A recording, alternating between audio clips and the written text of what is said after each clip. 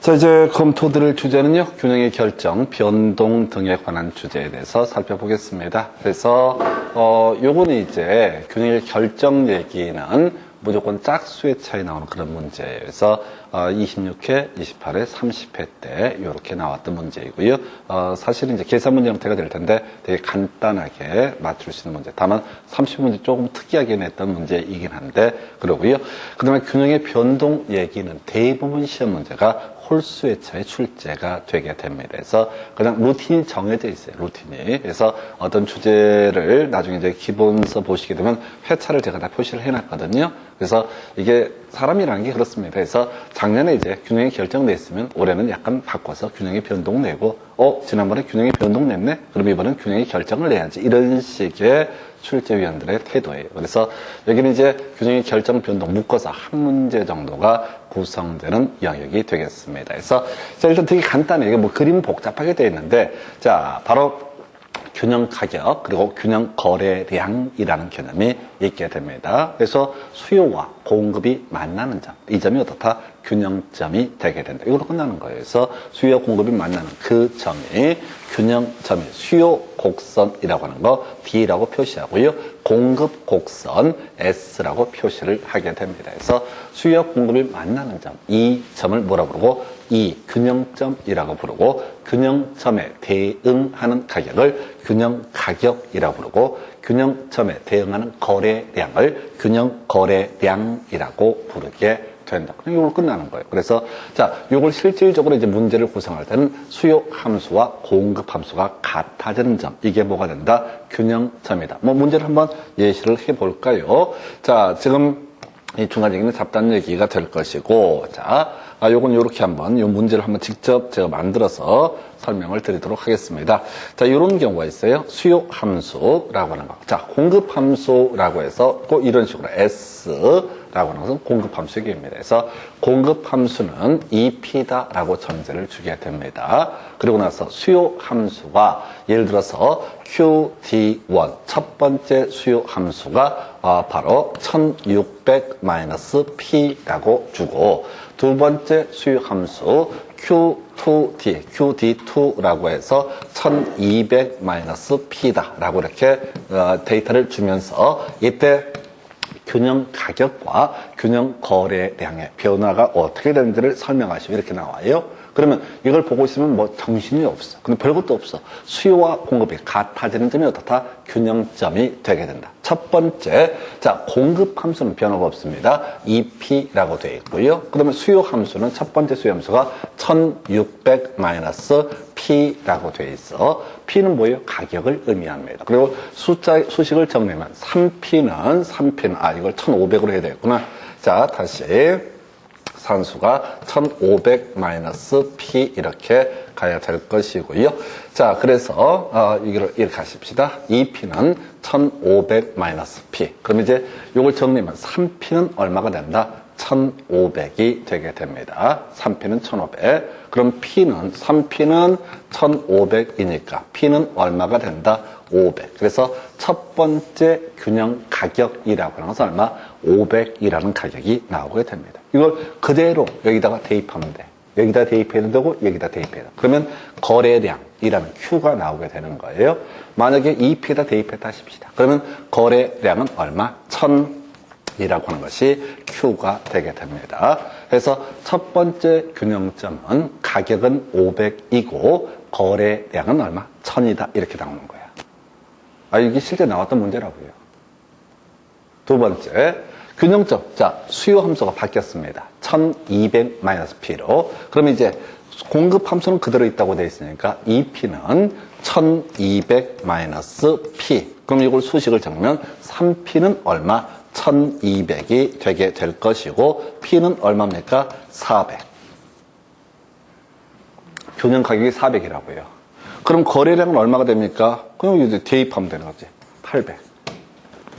그러면 균형 가격은 500에서 400으로 100이 감소하고 거래량 얼마? 1000에서 600으로 1000에서 600이 맞나요? 800이죠? 1000에서 800으로 200이 감소하게 된다. 이게 이제 26회, 28회에 나왔던 문제 패턴이에요. 숫자만 계속 바뀌어. 다시 문제를 줄 때 이렇게 한다고요. 공급 함수 QS는 EP이고 수요 함수 첫 번째 수요 함수가 1500-P에서 1200-P로 두 번째 수요 함수로 바뀐다라고 가정을 했을 때 이때 균형 가격과 균형 거래량은 어떻게 바뀌는가 이렇게 나온다고. 이게 실제 나왔던 문제예요. 그래서 이게 자 공급 함수 EP죠 하고 수요 함수 뭡니까? 1500-P 같다. 그럼 이제 P로 정리해주기면 3P는 1500이고 P는 500. P가 500이면 500 대입하면 거래량은 얼마? 1000. 다시 EP는 자 1200-P 이거 같게 해주는 거예요. 수요와 공급이 같아지는 점이 어떻다? 균형점이 되게 됩니다. 그러면은 3P는 1200이니까 P는 400이고 거래량은 800. 그래서 가격은 500에서 400으로 거래량은 1000에서 800으로. 그래서 가격은 100 감소하고 그다음에 거래량은 200 감소한다. 이런 식의 문제. 이게 26, 28 그리고 30회 때 나왔던 문제 패턴입니다. 이게 무슨 산수 문제냐고. 산수 문제. 그냥 문제 산수라고 하는 걸 그대로 외워서 풀어버리면 되는 거예요. 이게 짝수에서 나온 문제. 30회 때도 이런 비슷한 문제가 구성이 됐었어요. 이게 균형점에 관한 얘기. 그러면 홀수의 차이 나오는 문제를 이제 설명을 드립니다. 바로 균형점의 변동이라고 하는 거. 사실 이것도 균형점의 변동인데, 자, 요거는 앞에 공부했던 얘기 그대로 써먹는 거예요. 자, 앞에서 우리 공부할 때 이런 거 있었어요. 수요의 증가, 그 다음에 공급의 증가. 수요의 감소, 공급의 감소. 다시 가볼까요? 수요량의 변화는요. 가격에 따라서 구입하고서는 최대 수량의 변화를 수요량의 변화. 가격에 따라서 공급하고자 하는 최대 수량의 변화를 공급량의 변화. 가격 외의 요인에 따라서 구입하고자 하는 최대 수량의 변화를 수요의 변화. 가격 외의 요인에 따라서 공급하고자 하는 최대 수량의 변화를 뭐라고 부른다? 공급의 변화. 그러면서 했던 소리가 공급이 증가한다는 얘기는 공급 곡선이 우측으로 오른쪽으로 이동하게 된다. 수요가 증가한다는 얘기는 수요 곡선이 우측으로 이동한다. 수요가 감소한다는 얘기는 수요 곡선이 좌측으로 이동한다. 공급이 감소한다는 얘기는 공급 곡선이 좌측으로 이동. 그래서 아까 우리가 우파, 성장, 그러니까 오른쪽으로 하면 증가, 왼쪽 가면 감소 이렇게 무식하게 외워달라고 그랬어요. 자, 너무 간단해서 민망할 정도. 이거 이제 경우의 수를 제가 여러분 자료에도 정리를 해놨는데, 유체 극체예요. 자, 가보겠습니다. 첫 번째, 수요 곡선 D0와 공급 곡선이 만납니다. 이 점이 뭐가 된다고요? 균형점이 되게 됩니다. 가격은 P0, 거래량은 Q0. 그런데 지금 여기 데이터에서 수요가 증가한다 라고 되어 있죠? 수요 곡선이 오른쪽으로 이동합니다. 이걸 뭐라고 부른다고요? 수요의 증가라고 부르게 된다고요. 그럼 균형점은 이 점이 이제 균형점이 되죠. 그러면 첫 번째 균형점과 두 번째 균형점을 비교하게 되면 가격은 상승하게 될 것이고 거래량은 어떻다? 증가하게 된다. 요건 무조건 손으로 그리셔야 돼. 이걸 머릿속으로 어떤 분이 물어봐요. 그 공식처럼 이렇게 할 수 있는 거 없냐고. 없어요. 손으로 그리면 다 해결돼요. 모르겠어요. 보통 학원 가 있는 선생님들 얘기가 학교로 가르치는 분들이 절대 그리지 말라고 공식을 만들어 줄 테니까 웃기고 자빠져 있네요. 그냥 그리면 5초, 3초면 다 끝나는 문제예요. 다시 수요 공급이 만났습니다. 균형점이 있습니다. 근데 갑자기 수요가 증가합니다. 가격은 상승하고 거래량은 증가하게 됩니다. 왜 그래요? 그려보면 알아요. 대신 증가가 뭐가 된다? 오른쪽.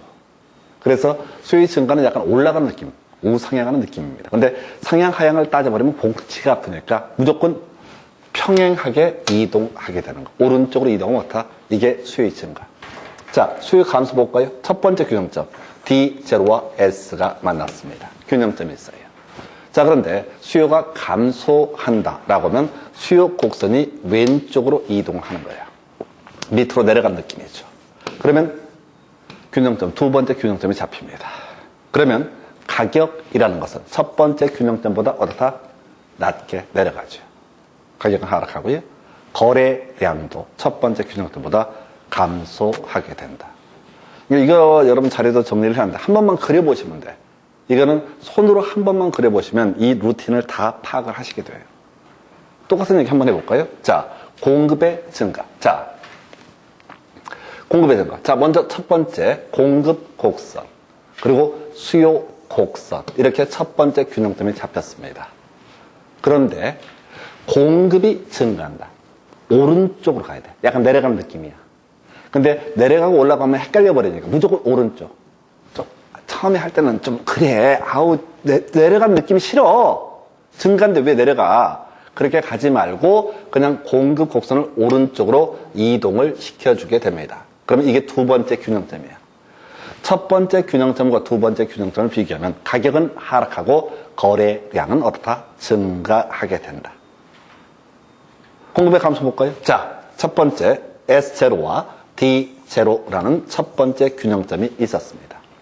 그런데 이 문제 공급 곡선이 왼쪽으로 이동을 하게 됩니다.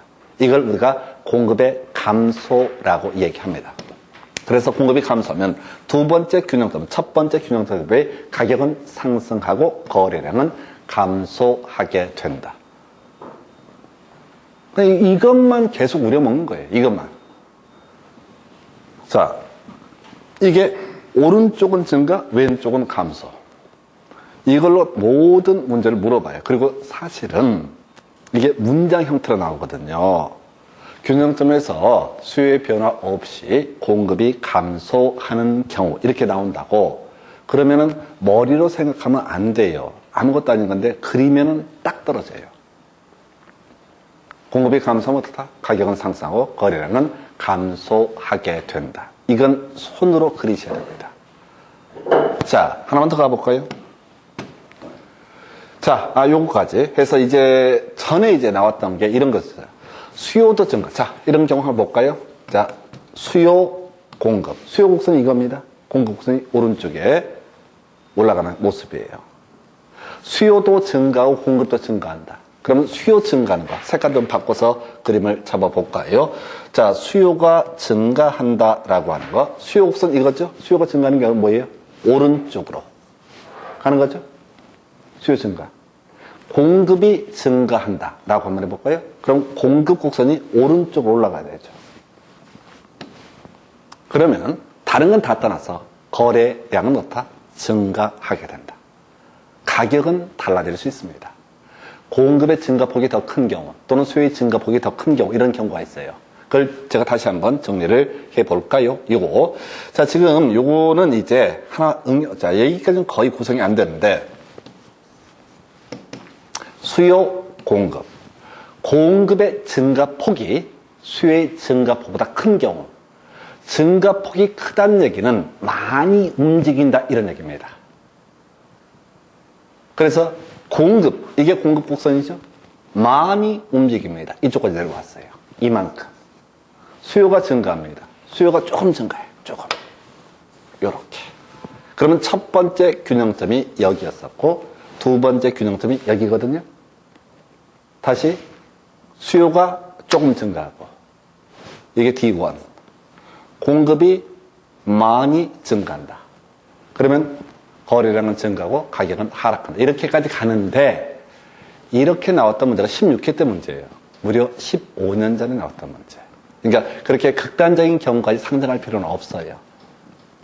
시험에 그렇게 안 나오니까. 우리 시험은 그냥 제가 말씀드렸잖아요. 그냥 수요가 증가한다, 공급이 증가한다 이런 식의 쉬운 내용들을 가지고 문제를 내더라도 수험생들 평균 아마도 제가 통계를 정확히 알 수는 없는데 제가 지금 산업인력공단에다 문의까지 했어요. 각 과목별 평균 점수 뭐 등등등 정보공개 청구했거든요.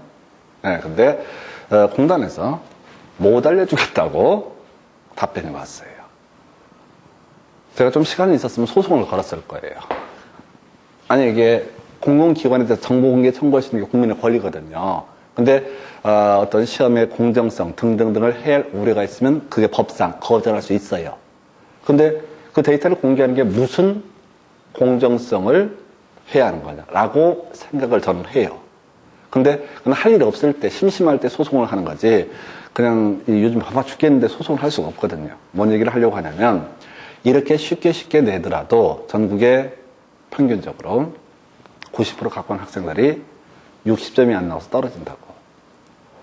근데 가끔 공부하시는 분들이 어쩌다 하면 뭐 죽을 것처럼 공부를 해. 막 극단적인 경우에서.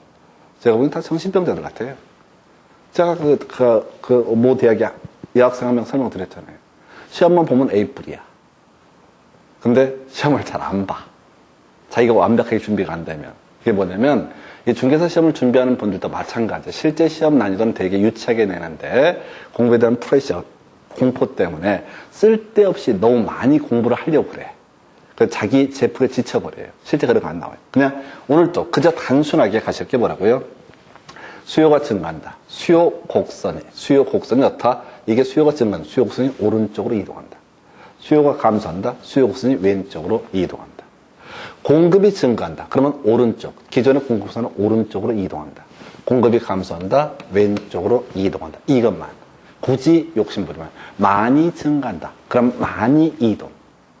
적게 증가한다. 적게 이동. 이 정도가 맥시멈입니다. 이게 한 문제짜리. 보통 이 문제 나오면 거의 쓰러집니다. 왜? 안 그리거든. 머릿속으로 암기한 걸 하려고 그래요. 근데 저는 어떤 교재를 봤어요. 학교론 교재. 암기 공식을 만든 게 A4 용지 한 페이지야. 미친놈들이지. 그걸 어떻게 외워? 이렇게. A4 용지 한 페이지에 걸쳐 있는 뭐 20몇 가지 경우의 수가 있다고. 그렇게 갈 게 아니라 그냥 단순하게 수요가 증가한다. 수요 곡선 오른쪽. 수요가 감소한다. 수요 곡선 왼쪽. 공급 곡선이 있을 때 공급이 증가한다. 오른쪽, 왼쪽. 이걸로 모든 문제를 해결을 해내실 수 있습니다. 이 정도가 한 1단계. 하나 더 가볼까요? 자, 이게 지금 아까 우리 공부했던 주제인데, 수요가 완전 탄력적이다.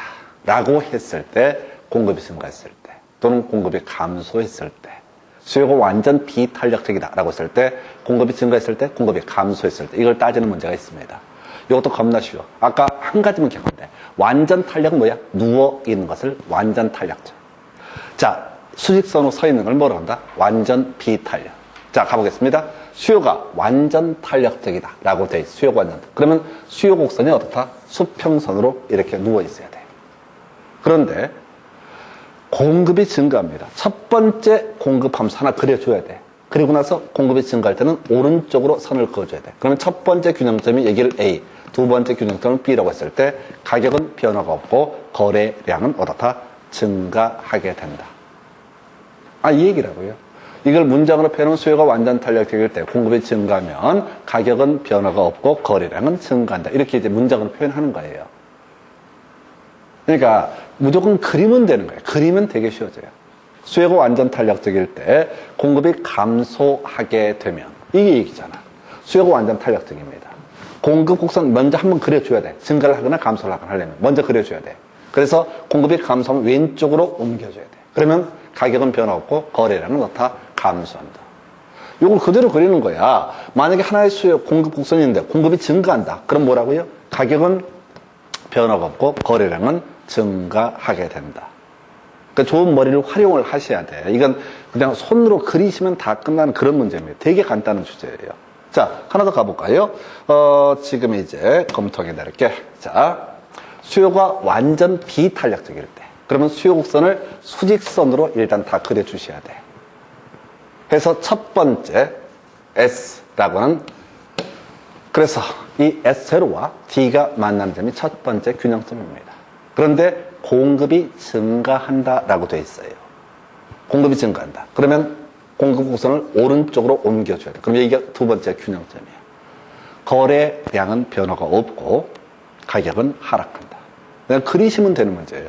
이걸 이런 식으로, 자, 수요가 완전 비탄력적일 때 공급이 증가하면 가격은 하락하고 거래량은 변화. 이렇게 외우는 게 아니라 그냥 그려보시면 단순해요.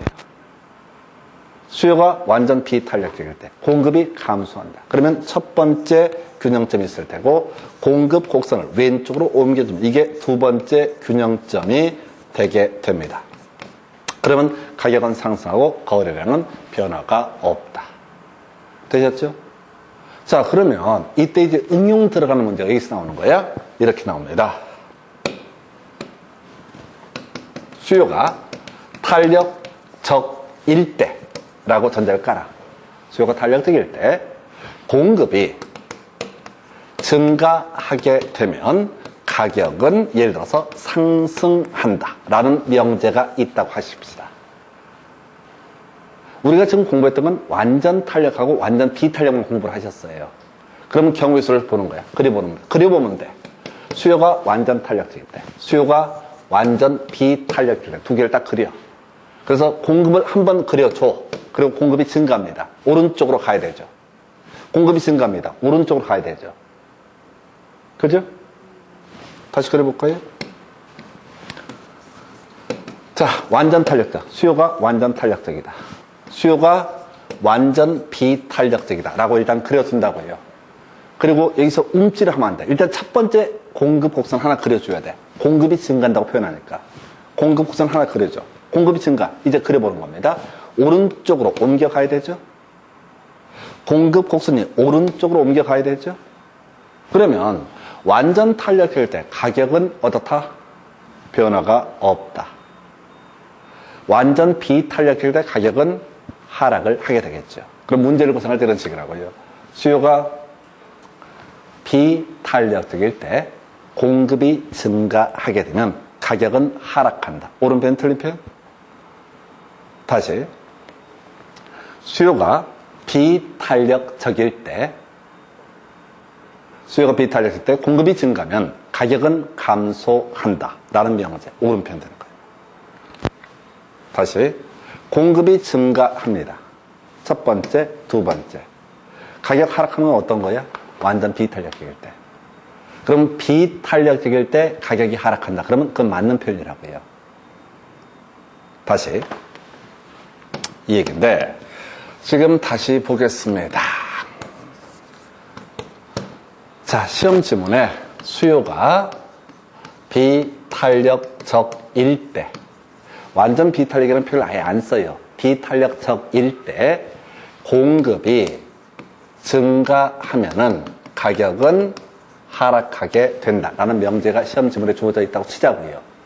그러면은 이때는 완전 탄력적인 경우와 완전 비탄력적인 경우 두 가지를 먼저 그려야 돼요. 그리고 나서 공급의 증가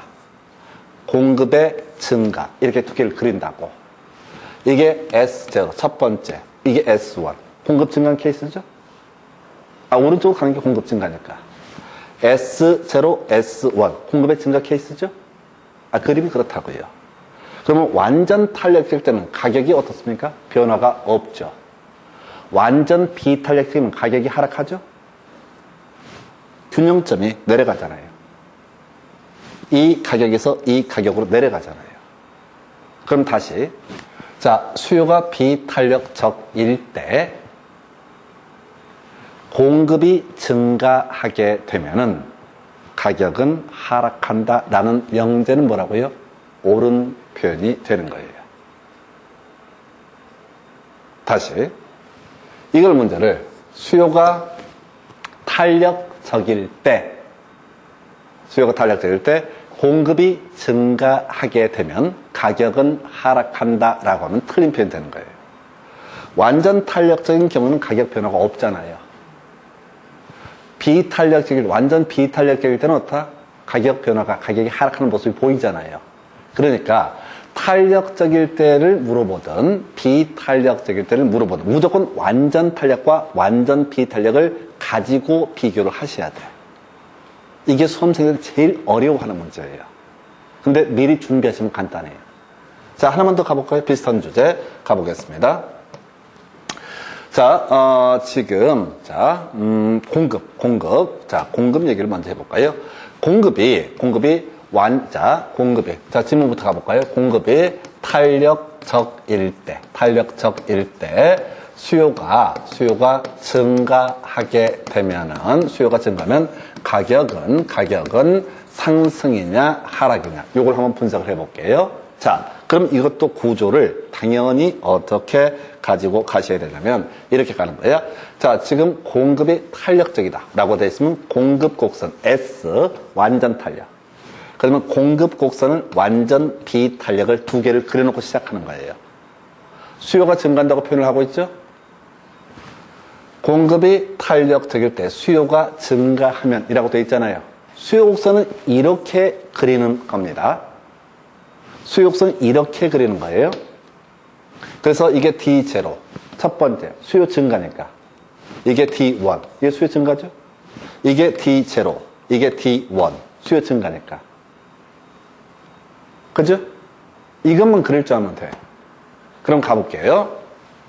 완전 탄력적일 때 수요가 증가되면은 가격은 변화가 있어요, 없어요? 없죠. 가격은 그대로 변화가 없잖아요. 공급이 완전 탄력적일 때 수요가 증가돼도 다 가격은 변화가 없다. 그리고 나서 지금 공급이 공급이 돼야 되는구나. 공급이 완전 비탄력일 때 수요가 증가하게 되면 어떻다? 가격은 상승하는 모습을 보여주게 되죠. 그럼 문장을 완성해 볼까요? 공급이 탄력적일 때 수요가 증가하게 되면은 가격은 올라갑니까? 내려갑니까? 가격은 변화가 완전 탄력을 생각해야 돼. 가격은 어떻다? 변화가 없다. 또는 가격 변화가 작다. 이런 식으로. 이게 제일 어려운 문제예요. 그래서 탄력적일 때와 비탄력적일 따져 물을 때는 그냥 탄력적이라고 하면 이렇게 애매하게 이렇게 그린다니 이렇게 그리면 안 돼. 또는 비탄력적일 때는 이렇게 수직선이 비슷하게 그려봤자 뭘 어쩌자고.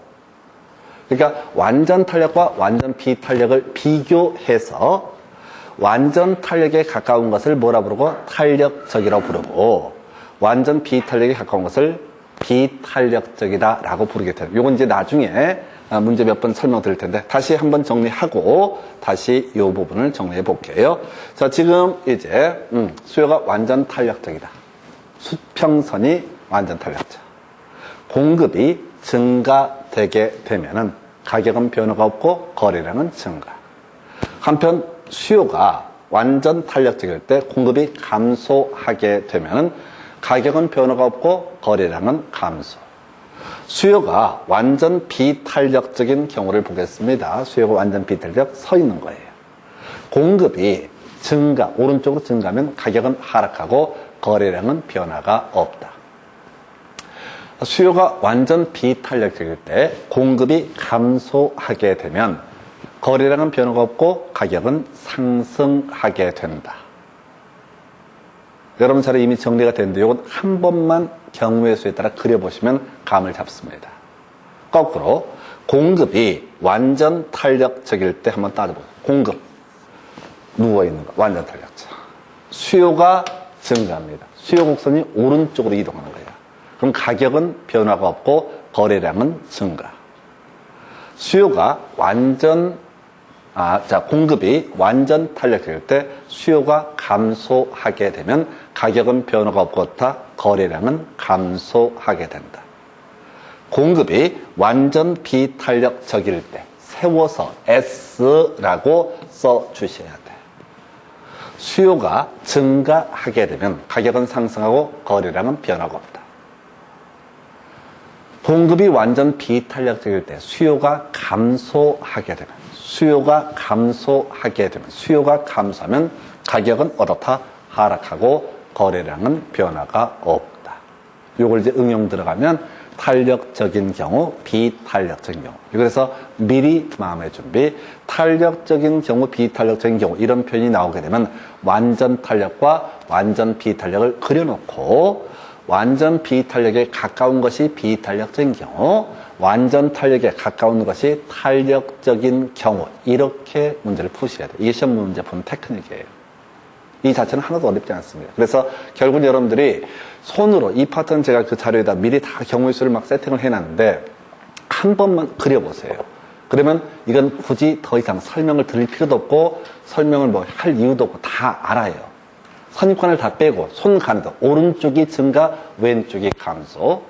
직선으로 세운 게 완전 비탄력, 수평선을 눕혀놓은 게 완전 탄력. 딱 이 틀 안에서 계속 맴맴 돌아요. 이게 바로 균형의 변동에 관한 주제. 그래서 이 균형의 변동에 관한 주제는 지금 주기상 거의 홀수의 차. 우리가 31회 시험을 준비해야 되기 때문에 이건 자유자재로 가셔야 됩니다. 물론 앞에서 균형의 결정이라는 것도 그렇게 어려운 주제가 아니에요. 어찌됐든 두 개를 묶어서 한 문제 정도가 구성이 되는데 딱 떨어지는 그런 문제예요. 실제로 오늘 경제론 주요한 내용들을 거의 다 체크를 하고 있는데 남는 게 별게 없어요. 제일 어렵다는, 제가 지난 어제도 말씀드렸지만 수험생들 중에서 부동산 학개론 공부하실 때 제일 좌절하고 보통 학원 포기하는 데가 경제론 파트예요. 첫 번째 고비가, 저도 마찬가지예요. 대체제, 막 욕 나와. 이 새끼들이 막 이런 걸 왜 만들어가지고 복잡스럽게. 대체제에서 한번 좌절해. 거의 대부분 제가 느끼기엔, 제가 또 공부를 해봤으니까, 대체제에서 수렁에 빠져가지고, 1년 지나도 대체제 얘기만 나오면 그냥 가슴이 콩덕콩덕콩덕하고 짜증이 나. 두 번째가, 아까 수의 가격 탄력성, 수의 소득 탄력성, 수의 교차 탄력성. 그래서 제일 좌절한 데가 교차 탄력성이에요.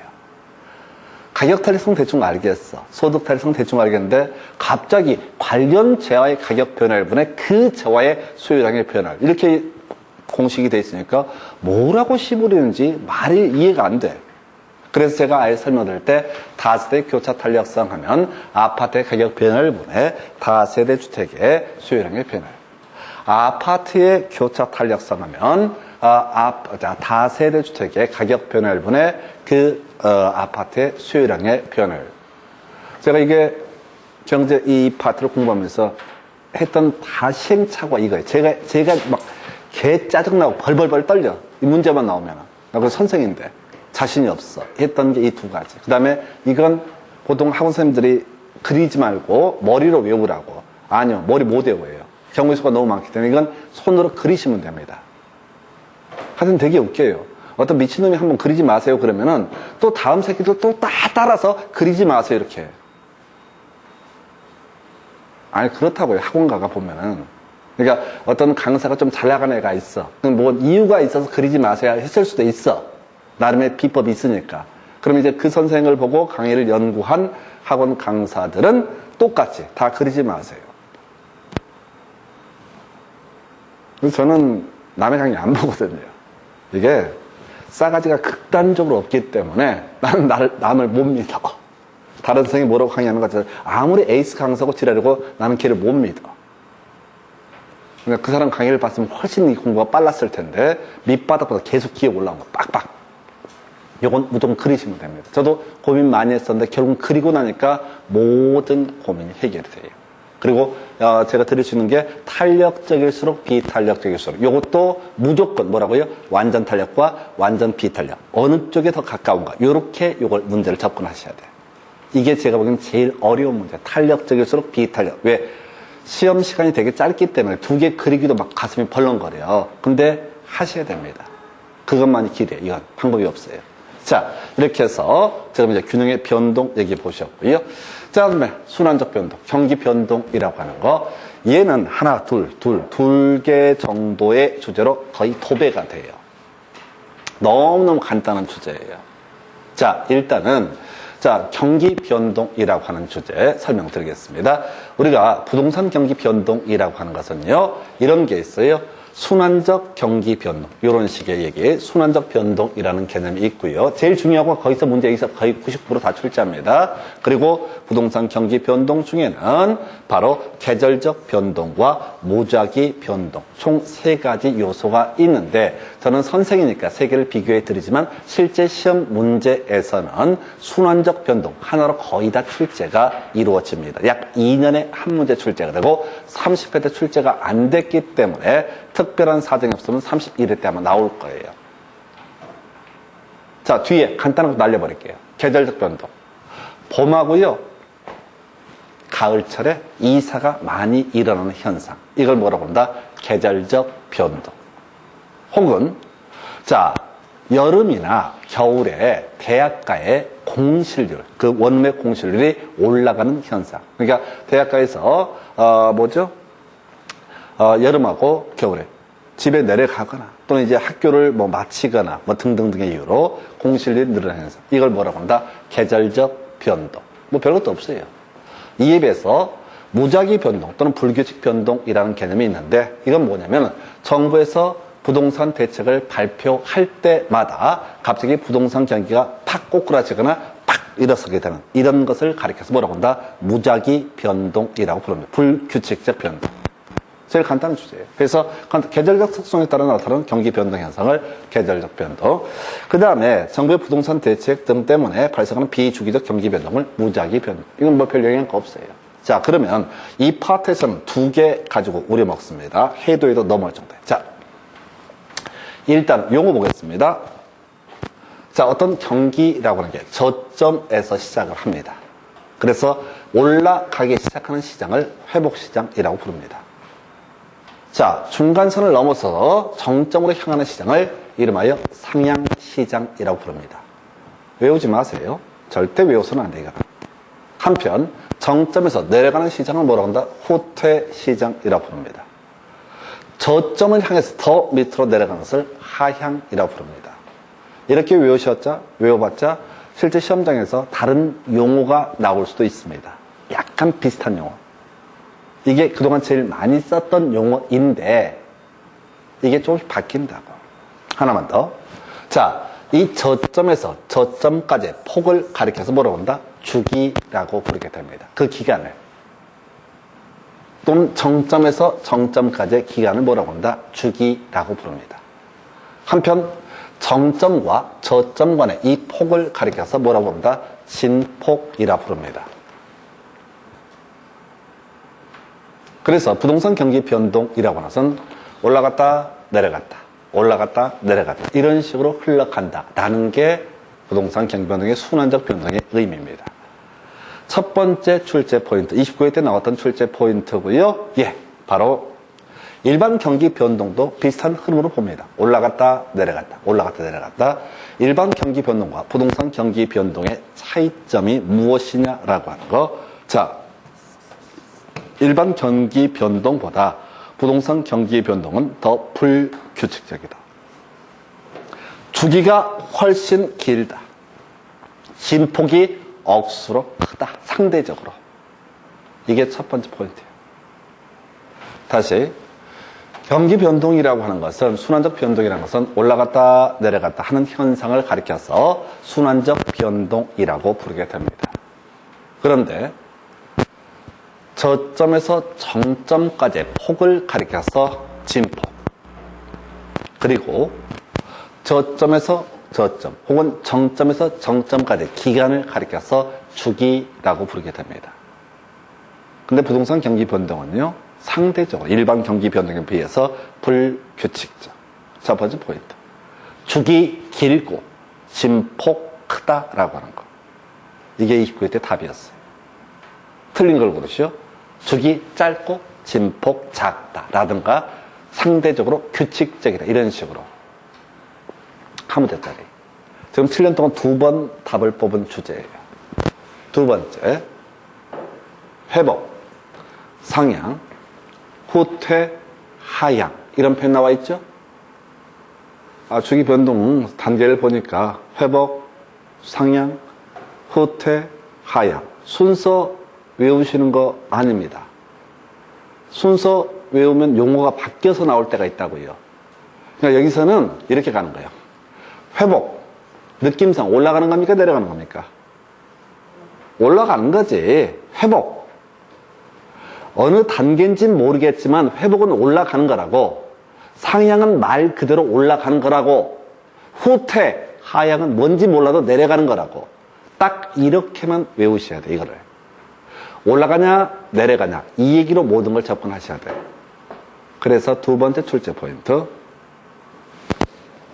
직전 국면의 거래 사례 가격이 어떤 의미를 갖게 되느냐, 이게 포인트예요. 자, 회복 국면 올라갑니다. 요 얘기를 할 때는 일단은 이렇게 가셔야 돼. 지금 현재 부동산 경기 변동 상황에 대해서 매수자, 매도인, 시장 참여자, 전 국민이 모두 다 알고 있다는 전제하에서 얘기를 해야 돼요. 중개업자도 알고 올라가는 시장이다, 내려가는 시장이다. 이걸 매수인, 매도인이 모두 알고 있다는 전제에서 평가를 해야 됩니다. 회복 국면입니다. 올라가는 시장, 올라가는 시점이야. 그러면 3달 전에 이 비싼 아파트가 거래가 됐다라고 했을 때 그 가격이라고 하는 것은 어떻다? 한선으로서 의미가 있다. 뭐냐면 30평짜리 아파트가 지금 매매를 하려고 합니다. 그런데 이 30평짜리 아파트가 지금 회복 국면, 올라가는 시장이거든요. 3달 전에 2억 5천에 거래가 됐어. 그러면 지금 3달 후에 거래가 됐든 최소한 다 올라간 걸 알고 있으니까 2억 5천보다는 최소한 이만큼은 받아야 된다라고 하는 것이 바로 뭐라고요? 한선으로서의 의미를 가지고 있다. 상향 국면, 역시 올라가는 거죠. 어느 시점인지는 중요치가 않습니다. 올라간다는 게 중요해. 자, 지금 올라가는 시장을 매도인도 매수인도 기업 공인중개사도 모두 알고 있습니다. 근데 3달 전에 똑같은 물건이 3억에 거래가 됐어. 그럼 지금 거래할 때는 최소한 얼마? 3억은 받아야 된다 라고 해서 이걸 뭐라고 한다? 한선이라고 얘기를 합니다. 직전 국면의 거래 사례 가격은 새로운 거래에 있어서 한선으로서 의미가 있다. 한편 내려가는 시장이라고 선제해 보겠습니다. 지난번에 3억의 거래가 됐어요. 똑같은 물건을 지금 3개월 지나서 거래를 하고자 합니다. 누구나 다 알고 있어요. 지금은 시장에 빠지고 있다는 사실을. 그러면 지난번에 거래 가격이라고 하는 것은 지금 거래함에 있어서 상한선, 그보다 높게 받을 수는 없다라고 하는 거. 후퇴 국면, 똑같은 논리 구조입니다. 후퇴 국면, 빠지고 있는 시장인 걸 다 알고 있어.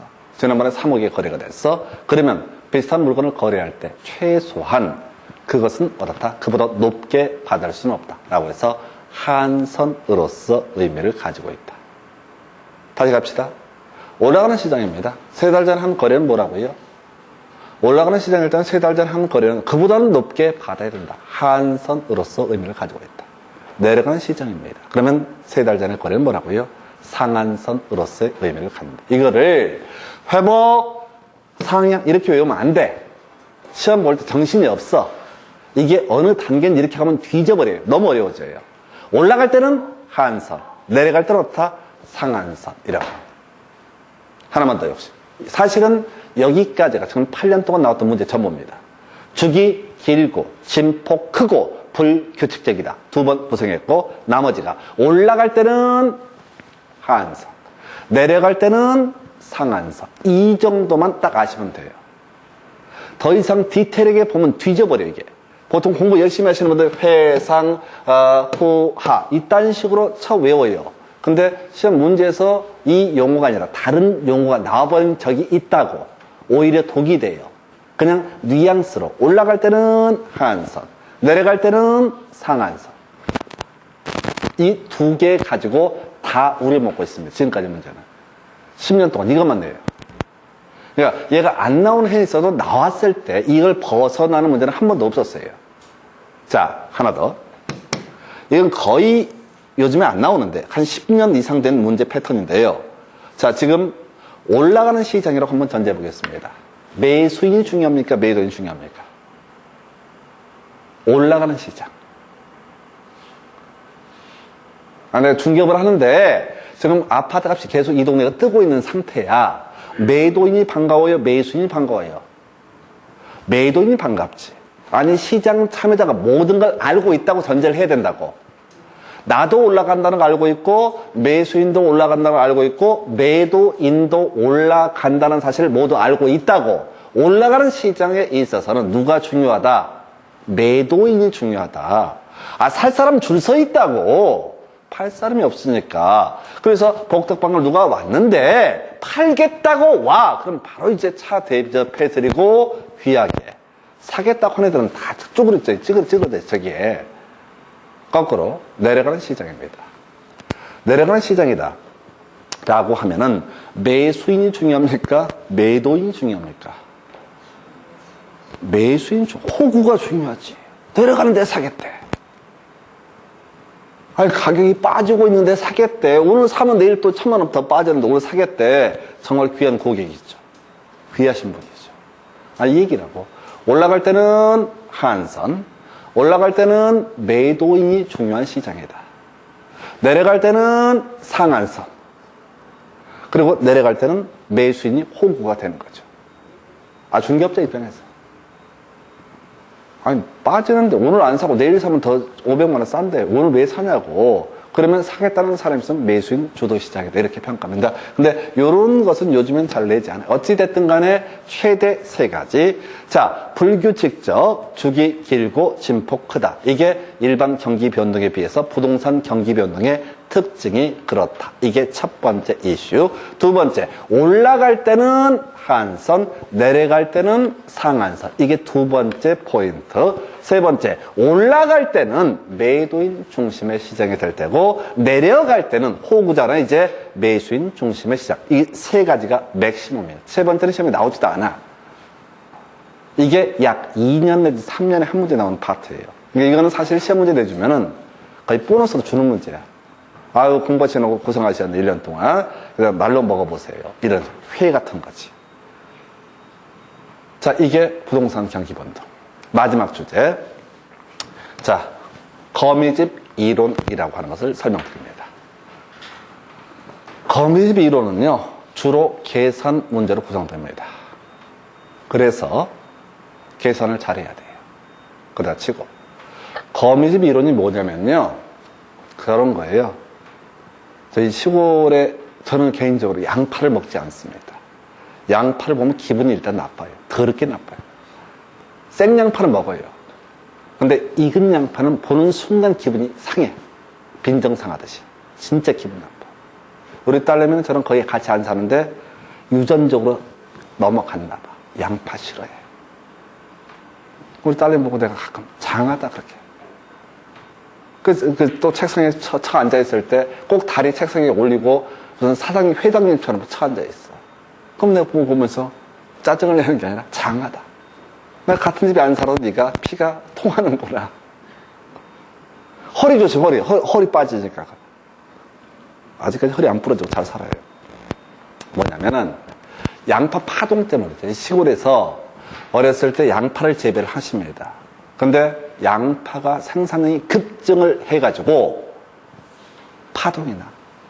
그러니까 이게 처분도 안 돼. 싸고 팔고 싸고 비싸고를 따라서 처분 자체가 안 돼. 그래서 집안에 양파, 그 창고에 양파가 잔뜩 쌓여있어. 그러면 이제 아침에 양파국, 점심에도 양파찜, 저녁에도 양파찌개. 그래서 먹어서 없어지냐고 그 양이 하도 많은데, 그래서 저는 양파를 되게 싫어해요. 그냥. 그래서 지금 거미집 이론이라고 하는 것은 농산물 파동이라고 하는 것을 설명을 하기 위한 이론입니다. 그래서 이런 식이죠. 하나의 양파 파동이 일어나면 어떤 농부는 올해 계피 봤으니까 다들 내년에 양파를 안 심겠지? 그러면 나는 양파를 심어서 금파로 떼돈을 벌어야겠다라고 생각을 하게 됩니다. 마침 다른 농부들이 치 떨려서 양파를 재배하면 그 다음에 그 사람은 이제 돈을 벌겠죠. 근데 하필이면 줄을 잘못 썼어. 나랑 똑같은 생각의 사람이 다야. 그러면 그 다음에도 또 어떻다? 양파 파동이 터지게 됩니다. 그래서 이게 소위 농산물에 있어서 이 파동 문제는 뭐냐면 이거야. 농산물을 심었을 때 그 다음날 생산하는 게 아니잖아요. 1년이라는 텀이 필요하다는 거예요. 근데 왜 부동산에서 갑자기 거미집 이론이라는 얘기를 하느냐. 아파트도 마찬가지예요. 오늘 아파트 짓기 시작했다고 내일 만들어지는 게 아니잖아요. 아파트 가격이 급등을 해서 아파트 건설업체에서 갑자기 아파트를 이빠이 짓기 시작해 3년 후에 아파트 완공이 됐을 때 쌩 난리가 나서 미분양이 터져. 이런 것을 설명하기 위한 것을 뭐라고 한다? 거미집 이론이라고 부르게 됩니다. 근데 지금까지 설명드린 내용들은 다 쓸데없는 소리예요. 시험이 안 나오니까. 그냥 외우십니다. 수탄, 공탄, 끝. 수의 가격 탄력성이 혹시 공급의 가격 탄력성보다 크면 이걸 우리가 수렴형이라고 얘기를 합니다. 수렴형이 뭐죠? 몰라요. 시험에도 안 물어봐요. 이게 무슨 형이냐? 이렇게만 물어봐. 수렴형과 그 다음에 발산형과 그 다음에 순환형 세 가지가 있다고. 시험 문제는 무조건 지금까지 10년 동안 8번인가 내는데 순환형, 수렴형, 발산형 이것만 표시를 한다고. 그러니까 순환형이 무엇을 의미하는지, 수렴형이 무엇을 의미하는지, 발산형이 무엇을 의미하는지는 나중에 쯤 따신 다음에 밤에 잠아놓으면 책을 보면서 연구해 보시기 바랍니다. 필요 없고요. 그냥 단순히 수탄이 공탄보다 크면 어떻다? 수렴형이라고 얘기합니다. 수요의 가격 탄력성, 이 공급의 가격 탄력성보다 크면 어떻다? 수렴형. 수렴형 하나만 외우시는 거예요. 수렴형 하나만 외우시는 거라고. 수탄이 공탄보다 크면 어떻다? 수렴형. 근데 시험에 안 나와요. 이게 24회 마지막으로 나왔어요. 근데 하나만 가르쳐 드리면 너무 재미없으니까 제가 2개씩이나 설명을 드리는 거예요. 두 번째, 공기가 수기보다 크면 어떻다? 수렴형. 일단 먼저 외우셔야 돼. 수렴형은 어떤 경우입니까? 공급 곡선 기울기의 절대값이 수요 곡선 기울기의 절대값보다 컸을 때 이걸 뭐라고 한다? 이것을 수렴형이라고 부릅니다. 끝났어요. 수렴형의 반대가요, 발산형이에요. 그리고 공기와 수기가 같아지는 점을 뭐라고 한다? 이것을 순환형이라고 부릅니다. 이게 이제 시험 본 테크닉이에요. 이게 무슨 말인지 이해가 될 분 아무도 없어요. 왜? 저 설명드리는 저도 모르니까. 근데 시험에서는 수렴형, 순환형, 발산형, 연결 올바르게 하는 이것만 물어봐요. 실질적인 시험 문제 포인트는 요즘 이겁니다. 공급 곡선 기울기의 절대값이 수요 곡선 기울기의 절대값보다 큰 경우에 어떻다? 이것을 우리가 수렴형이라고 부르게 됩니다. 고지 욕심 부리면 수탄이 공탄보다 크면 어떻다? 수렴형. 그거 치고 실제 문제 푸는 테크닉을 보여드릴게요. 요즘엔 다 계산 문제로 나옵니다. 계산 문제로 구성이 되는데, 자, 이렇게 주어져요. EQS는 마이너스 10 플러스 P라고 뜬금없이 주어져. 또는 EQS 플러스 10은 P 이렇게 주어지기도 하고, 또는 자 하여튼 뭐 이걸 왔다 갔다 하게 돼 있어요. 자, 요거 이제 뭔 얘기하려고 하냐면, 자, 아까 우리 한번 설명드렸어요. 우리 중학교 다닐 때 세로축이 뭐가 됩니까? Y, 가로축이 X 이렇게 공부하셨습니다. 그래서 함수를 표시할 때 Y는 2X 플러스 6 이런 식의 함수 공부를 하셨던 기억이 있을 겁니다. 근데 우리 경제론 파트에서는 가로축이 뭐가 돼? Q, 거래량. 세로축이 뭐가 됩니까? P라고 이렇게 공부하셨어요. 그러면 여기서 얘기 다 끝난 거야. 무조건 Y는 X 플러스 2 이렇게 정리하듯이 무조건 뭐로 정리해야 돼? P로 정리하면 끝나는 겁니다. 다시. 거미집 이론이라는 개념을 논함에 있어서 일단 논의의 전제, 공급 곡선 기울기의 절대값이 수요 곡선 기울기의 절대값보다 크면 공기가 수기보다 크면 어떻다? 이걸 수렴형이라고 부릅니다. 수기가 공기보다 크면, 즉 반대 케이스는 발산형이라고 얘기를 합니다. 그리고 같으면 순환형이라고 평가를 합니다. 우리가 일단 기억하는 수렴형은 기억하시라. 무조건 수렴형만. 공기가 수기보다 컸을 때. 그러면 공급 곡선 기울기의 절대값을 어떻게 구하는 거냐? 데이터가 이렇게 주어져 있다고요. 자, 가볼까요? 자, 요렇게 주어져 있습니다. EQS는 마이너스 10 플러스 P. 이게 29회 때 나왔던 지문이에요. 그러면 무조건 이걸 뭐로? P를 기준으로 정리한다. 중학교 때는 항상 Y는 이라고 Y를 기준으로 정리하듯이 세로축인 P를 중심으로 정리합니다. 그러면 이걸 수식이 뭐야? EQS는 마이너스 10 플러스 P 이렇게 29회 때 나왔던 문제라고요. 그럼 P를 중심으로 정리하면 P는 넘겨줘야 되죠? P를 한쪽에 한 항으로 묶어야 되니까 P는 EQS 플러스 10이라고 하는 것이 뭐가 된다? EQS 플러스 10이 되는 것이 P다. 이렇게 가는 거예요. 자, 보십시다. S. 이게 뭐예요? 공급 함수죠. QD는 아까 수요 함수. QS는 공급 함수라고 그랬어요. 그럼 딴 거 볼 것도 없고, 공급 곡선 기울기의 절대값은 얼마가 된다? 2가 되게 됩니다. 지금 이게 수렴형인지 순환형인지 발산형인지를 판단을 하려면 공급 곡선 기울기의 절대값과 수요 곡선 기울기의 절대값을 분석을 해봐야 된다고요. 그래서 아니 이렇게 하나 준다고. EQS는 마이너스 10 플러스 P. P는 EQS 플러스 10 하면 너무 쉬우니까 그냥 2 딱 찍어버리니까 헷갈리게 하려고. 하나만 더 가볼까요? 이렇게. QD는 500 마이너스 EP 이렇게 데이터를 줘요.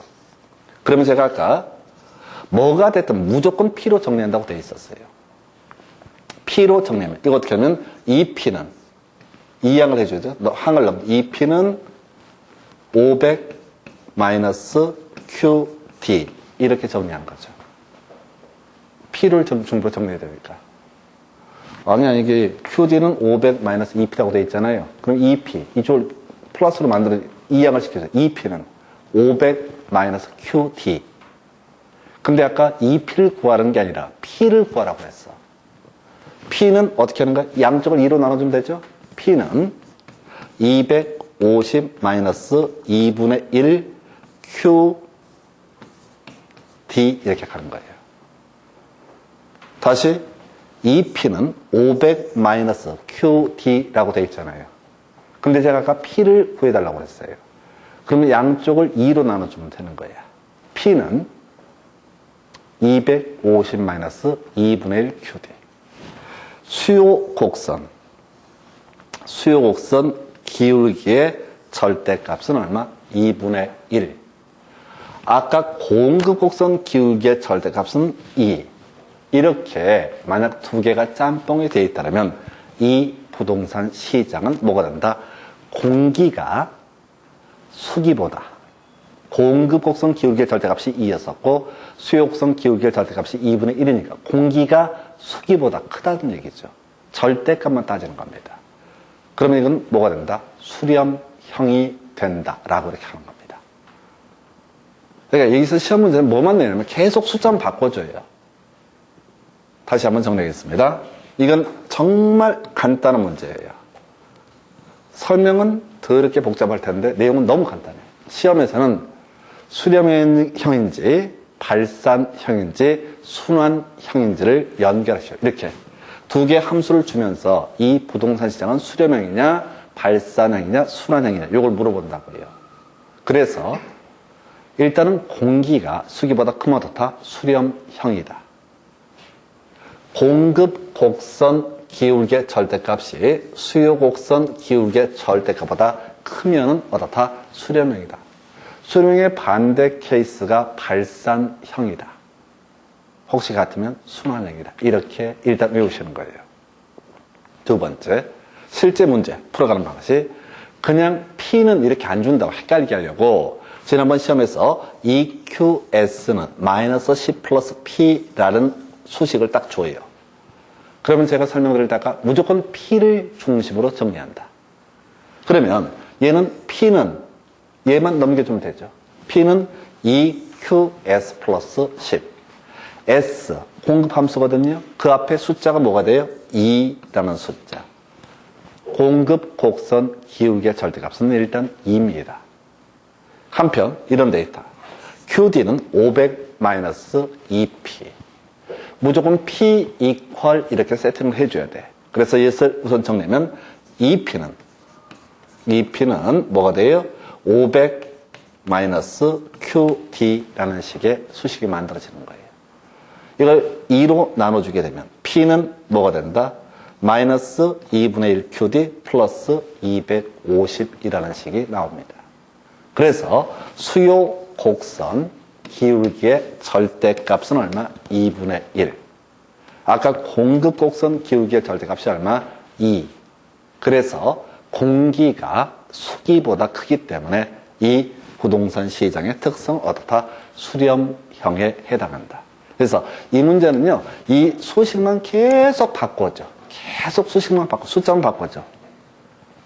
그래서 이 문제는, 실제 문제를 풀어가려면 P는 이라고만 정리해 주시면 모든 문제가 해결돼. 그래서 제가 아까 예를 들 때 중학교 때 Y는 X 플러스 2 세로축을 기준으로 정리하듯이 여기서는 P는 이렇게 정리해 주시면 해결됩니다. 요건 이제 나중에 문제풀이 해보면은 되게 쉬운 주제예요. 거의 거저주는 문제입니다. 이 중간에 복잡한 얘기는 하나도 안 나오고, 그죠? 이런 식으로 2개 부동산 시장, 3개 부동산 시장, 4개 이런 걸 막 경우의 수를 수요 함수와 공급 함수를 막 뒤죽박죽 해놓고 이것이 수렴형이냐, 순환형이냐, 발산형이냐 이런 것만 물어봅니다. 그런데 보시다시피 이렇게 수식이 주어지게 되면 우리 수험생들 대다수는 손들고 저는요 수학을 못하는데요 이걸 한다고. 근데 이건 유치의 극치인 거예요. 이 문제는 숫자가 복잡해 보여도 진짜 10초면 다 끝납니다. 왜? 나중에는 P만 가지고 딱 정리, 딱딱 요것만. 뒤에 뭐 숫자, 이 상수는 아무런 의미가 없으니까 딱 떨어지는 그런 식으로 구성하는 거예요. 여기까지가 경제론 지금 3번째 시간인가요? 해서 요렇게 해서 거미집 이론까지 설명드렸습니다. 간단히 정리해드리면요. 자, 거미집 이론이라고 하는 거 이건 5년에 한 4문제 구성하는 그런 영역이고요. 그저 외울 것은 수탄이 공탄보다 크면 수렴형 23, 24일 때 나오고 요즘엔 거의 안 나옵니다. 유치하기 때문에. 그리고 공기가 수기보다 크면 어떻다? 수렴형. 수렴형의 반대가 발산형이 될 테고 똑같은 것을 순환형이라 부른다. 근데 실제 문제를 풀어갈 때는 P라고 하는 것을 기준으로 정리해서 수요 곡선 기울기의 절대값 또는 공급 곡선 기울기의 절대값을 구하면 딱 떨어지고 이건 실제는 되게 복잡해 보여. A 부동산 시장, B 부동산 시장, 수요 함수 공 되게 문제가 덩치가 이렇게 큰데 실제 답을 고를 때는 진짜 15초, 20초면 바로 나온 파트가 이 파트가 되겠습니다. 그래서 자, 거미집 이론 보시고 잠시 끊었다 다음 주제 설명드리겠습니다.